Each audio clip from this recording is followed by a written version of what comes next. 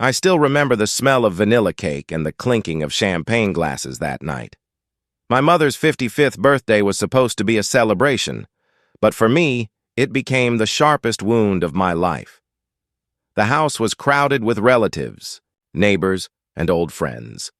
The chandelier above our dining table cast a golden glow, but I felt like a shadow in the corner. Everyone laughed, toasted, and handed her gifts wrapped in shiny paper. I held my small box, my palms sweating. I had saved for weeks to buy her a delicate silver locket, a simple piece of jewelry, but it held a photo of us together when I was a child. The rare day she had held me close. When my turn came, I placed the box in her hands, my heart pounding with hope. She opened it, glanced at the locket, and then looked at me with that familiar coldness. And then, with a bitter smile that cut deeper than any blade, she said, "The best gift you could ever give me is to leave my life. That's what I truly want." Laughter died around the table. My cousins shifted uncomfortably, and someone cleared their throat, pretending not to hear. I stood frozen, my chest burning, my hands trembling. That moment didn't just break me, it defined me. I realized that no matter how much I tried, my existence was never the gift she wanted. And so, I began to plan my disappearance. Her words that night didn't come out of nowhere. They were the final confirmation of something I had felt my entire life, that I was nothing more than a burden to my mother. Growing up, I learned early that affection in our house was not given freely. My siblings, especially my younger brother, seemed to draw warmth from her like the sun. She would brush his hair, laugh at his jokes, and defend him when he messed up at school. With me, there was only silence, sometimes sharpened into criticism. If I brought home a good grade, she would glance at the paper and say, "Don't get proud. Your brother is still smarter." If I asked for help with homework, she would sigh, as if my very questions were exhausting. My father's presence was little more than a ghost. He worked long hours, and when he was home, he chose peace over confrontation. I never blamed him, but I knew better than to expect protection. In the rare moments we were alone, he'd give me a tired smile, pat my shoulder, and say, "Hang in there." But hanging on felt harder with every year. I tried everything to earn my mother's approval. Sports, music, volunteering. I watched other kids get hugged at recitals while she sat stiffly in her seat, arms crossed as if my very performance embarrassed her. The locket I gave her on her birthday wasn't just jewelry, it was my desperate attempt to remind her of the one photo where she had looked at me with something resembling love. But her rejection of that gift told me the truth. She didn't want reminders. She didn't want me. That night, lying awake in my room, I felt a strange calm settle over me. I was done begging for affection that would never come. I was done playing the role of the unwanted child. If the best gift I could give her was my absence, then maybe, for once, I could finally give her exactly what she wanted. The morning after her birthday, the house smelled of leftover food and stale wine. My mother hummed as she cleared away the dishes, as if her words from the night before had evaporated into thin air. To her, it was nothing, a casual remark tossed carelessly, already forgotten. To me, it was an echo that wouldn't stop ringing. I sat in my room, staring at the half-packed suitcase I had used for a short work trip months ago. For the first time, I imagined what it would feel like to carry it out the front door and never bring it back. At first, I tried to convince myself I was overreacting. Maybe she didn't mean it. Maybe it was the wine or stress or the pressure of guests. But when I walked into the kitchen later that day, she barely looked at me. Instead, she smiled at my brother as she set a plate in front of him. The contrast was suffocating. She had no regrets, no guilt. Her wish for my absence wasn't a slip. It was the truth she had always carried. That was the moment clarity struck me. I could either keep trying to carve out a place in her life, or I could finally accept her request and disappear. For years, I had played the unwanted guest at her table. I had begged for scraps of love, convinced that if I tried hard enough, she would change, but there was no changing her, and perhaps there was no changing me either. That evening, I opened my laptop and searched for apartments in a city 200 miles away. I checked my savings account, calculated rent, and thought about what furniture I could sell. It was terrifying, but also strangely liberating. For the first time in my life, I wasn't thinking about what she wanted. I was thinking about what I needed. I drafted a short letter to my father. Not a goodbye, but a note that said, "Please don't look for me. I'll be safe. This isn't your fault." I knew he wouldn't fight me. He had spent years silently watching the distance between me and my mother grow into a canyon. As I folded the letter and placed it in an envelope, my hands stopped shaking. Her birthday wish had been cruel, but maybe it was also a gift in disguise. It gave me the courage to walk away. That night I made the decision. I would vanish from her life, just as she wanted, and this time there would be no coming back. Once the decision was made, everything in my life shifted. I began to see my surroundings not as a home, but as a temporary stage I was about to exit. Every conversation, every room, every routine felt like a rehearsal for goodbye. I moved carefully. If my mother suspected anything, she would twist it into another story of my dramatic nature. So I kept my silence.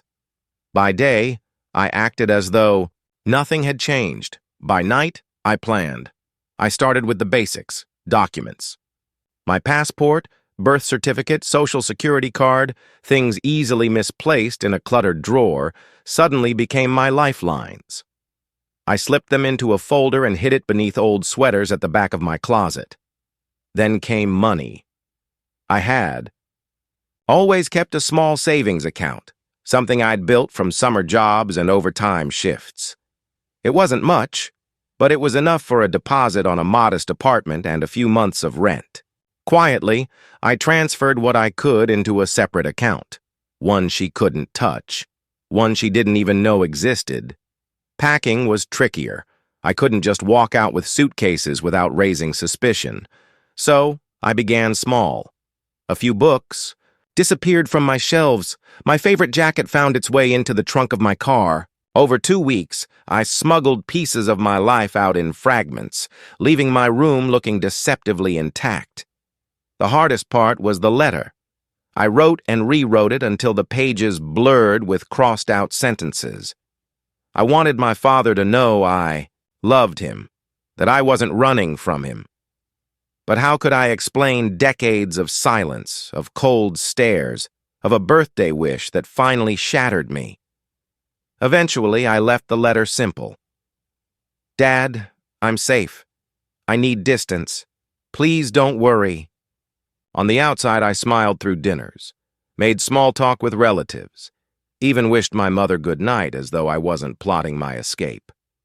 Inside, my chest carried both dread and relief. Every detail was in place. A one-bedroom apartment, in a city where no one knew my name. A job transfer I had requested quietly through a friend. A future that belonged only to me. The night before I left, I stood at my bedroom door, scanning the walls, the furniture, the shelves that had held my life. It struck me then, I wasn't just leaving a house. I was leaving behind years of rejection, silence, and longing. For the first time in my life, the idea of absence felt like freedom. I left just before dawn. The streets were still wet from the night's rain, the air cool enough to sting my skin. My suitcase sat quietly in the back seat, and the house behind me loomed like a ghost. Silent, still, unknowing that it was losing me. I didn't slam the door. I didn't even look back. The drive to the city was long, but for the first time, the silence didn't feel heavy. It felt earned. I imagined my mother waking up, walking into my room and finding the emptiness. Maybe she wouldn't care. Maybe she'd feel relief. After all, she had gotten exactly what she wished for, but reality unfolded differently. 2 days later, my phone buzzed with calls. First from my father, then my brother, then cousins. I ignored them. When the voicemails piled up, I listened. My father's voice was low, strained. "Please, just tell me you're safe." My brother's was harsher. "What the hell are you doing? You can't just disappear like this." None of them mentioned my mother at first. By the end of the week, her name finally surfaced. My cousin whispered into the phone, "She hasn't left her room since you vanished. She won't admit it, but she's shaken." I wanted to laugh at the irony. The woman who had wished me gone was suddenly unsettled when her wish came true. Was it guilt, shame, or simply the discomfort of people asking questions she couldn't answer? Meanwhile, my father sent me letters through email. Some were short. "I miss you." Others were longer, filled with apologies for never standing up, for letting me feel invisible. I read each one in the dim light of my new apartment, tears staining the keyboard, but the letter that broke me came 3 weeks later. It was from my mother. Her message was stiff, almost formal. "If this is about what I said, you misunderstood me. I didn't mean it that way." I read it again and again, searching for sincerity, but the words rang hollow. She didn't say, "She missed me." She didn't say she was sorry. She only said I misunderstood, as if the problem was not her cruelty but my sensitivity. For the first time, I didn't respond. I realized her voice no longer had power over me. She could rewrite the story however she wanted, but I knew the truth. She had asked me to vanish, and I had given her exactly that. The fallout rippled quietly through the family. At gatherings, my absence was the unspoken subject. My brother sent angry messages, accusing me of selfishness. My father's emails grew softer, more resigned. And my mother? She carried on, but everyone noticed the tension in her smile, the way her glass lingered longer in her hand. I had always been the invisible one, but in my absence, I had become impossible to ignore. The first night in my new apartment was the loneliest and the freest I had ever felt. The walls were bare, the furniture sparse, a second-hand couch, a mattress on the floor, a lamp that flickered when I plugged it in. But it was mine. No critical eyes, no sharp remarks echoing from the kitchen, just silence, wide and unfamiliar. For days, I moved through the space like a stranger, cooking simple meals, setting my alarm, dragging myself to my new office job. On the outside, it looked like progress. Inside, it felt like I was unlearning a language I had been forced to speak since childhood, the language of walking on eggshells. At work, colleagues greeted me with polite smiles. Nobody knew who I was, where I had come from, or what I had left behind. The anonymity was both comforting and unsettling. For once, I wasn't her child. I wasn't the shadow in someone else's story. I was just me. But that begged the question, who was I without the rejection that had defined me for so long? The loneliness crept in at night. I found myself scrolling through old photos, rereading my father's emails, listening to the saved voicemails, my brother's angry voice, my cousin's whispered concern, even my mother's cold message. They replayed like background noise in my head. Some nights I almost answered, almost told them where I was, almost gave in to the pull of old ties, but then I would remember her words, sharp, final, unshakable. The best gift would be if you left my life. That memory was the anchor that kept me from drifting back, so instead, I built new routines. Saturday mornings became grocery trips to the corner market, where the vendor began greeting me by name. Sundays, I walked through the park, learning the rhythm of the city, the faces of strangers who slowly became familiar. I joined a small book club at the library, sitting quietly at first, then daring to share my thoughts. Each tiny interaction reminded me I could exist outside the cage I had known. Healing wasn't a straight line. Some mornings I woke up feeling lighter, the weight of her absence almost a relief. Other mornings, the grief was raw, and I wondered if maybe I had been the problem all along. But gradually, I began to see the truth. It wasn't my responsibility to make someone love me. Love, the real kind, doesn't need to be begged for. The apartment slowly transformed. A thrifted rug on the floor, prints of paintings I'd always admired pinned to the walls, a small bookshelf that grew heavier each week. Friends from the book club invited me for coffee, and laughter began to echo in the corners of my space. And then there was the journal. At first, the pages were filled with bitterness, accusations, and memories that still burned. But over time, the words shifted. I began writing not about her, but about me. About the life I was creating. The quiet. Victories. Cooking my first full meal, paying my rent on time, falling asleep without tears. Writing gave me back the voice I hadn't realized I'd lost. Months passed. My father's emails continued. Softer now, less urgent. My mother stopped reaching out entirely. Strangely, her silence was a gift. It gave me room to stop defining myself by her absence and start defining myself by my own presence. One evening, as the city lights flickered outside my window, I sat with a cup of tea, the journal open on my lap.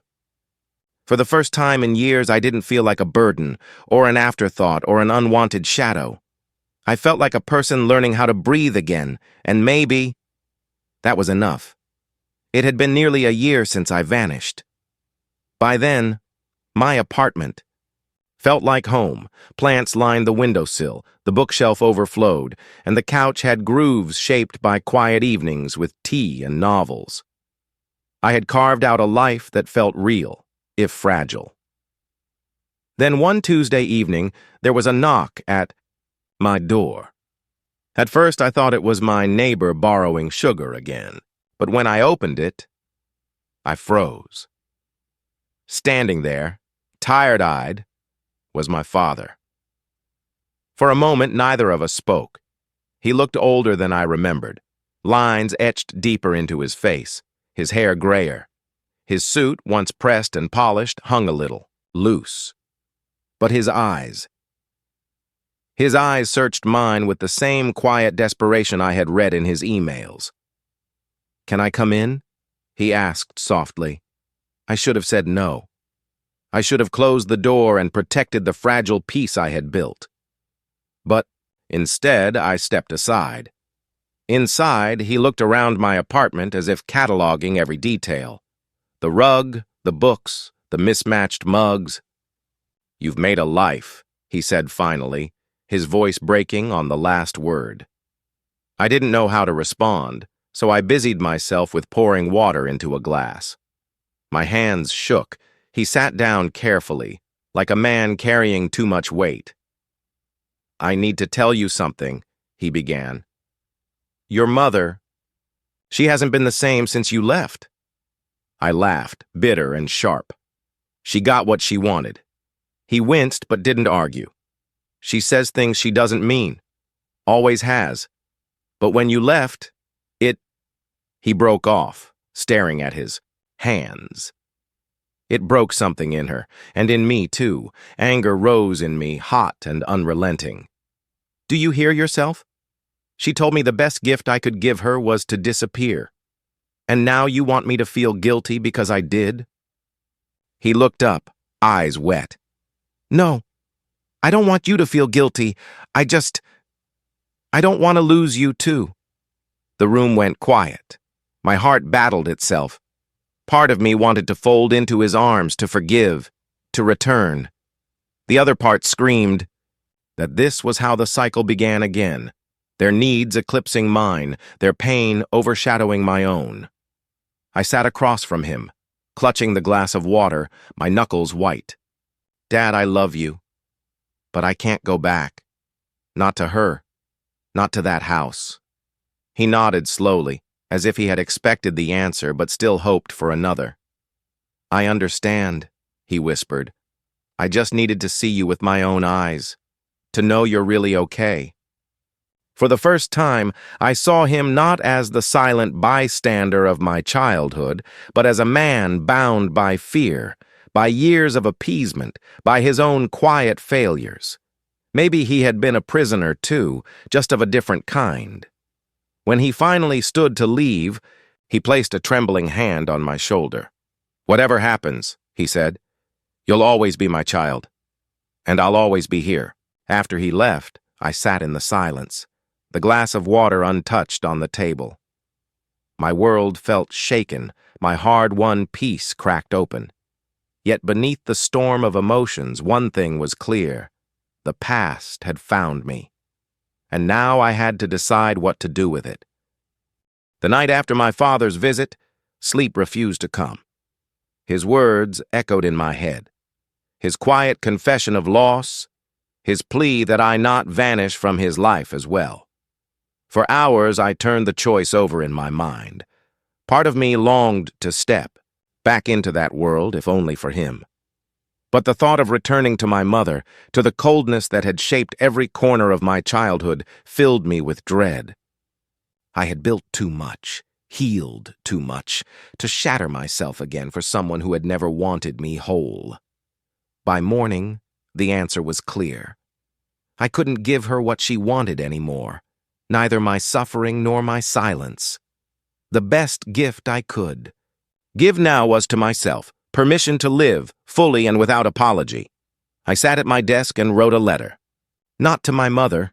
She had made her choice, but to my father. I told him I loved him, that I was safe, that I was building something worth staying for. I told him he didn't need to lose me, but I also couldn't return to the house where my existence had been treated like a mistake.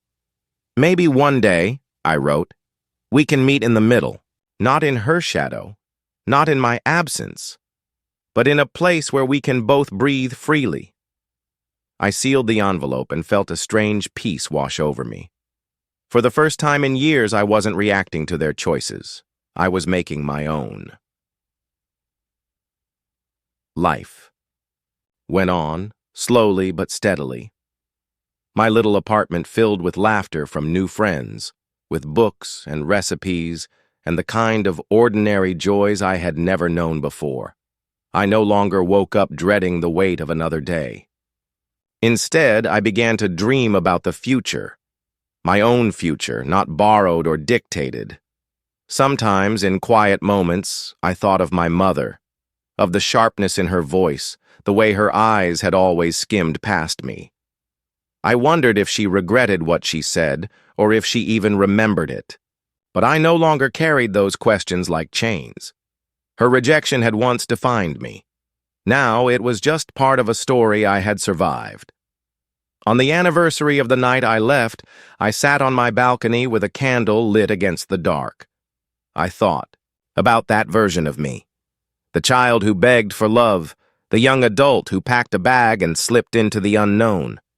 I wanted to reach back through time to tell that person, "You were never the problem. You were never unworthy." I raised my glass of tea in the air, a silent toast to the one truth I had finally claimed. Leaving wasn't the end. It was the beginning. And maybe, just maybe, the greatest gift I ever gave was not to her, but to myself.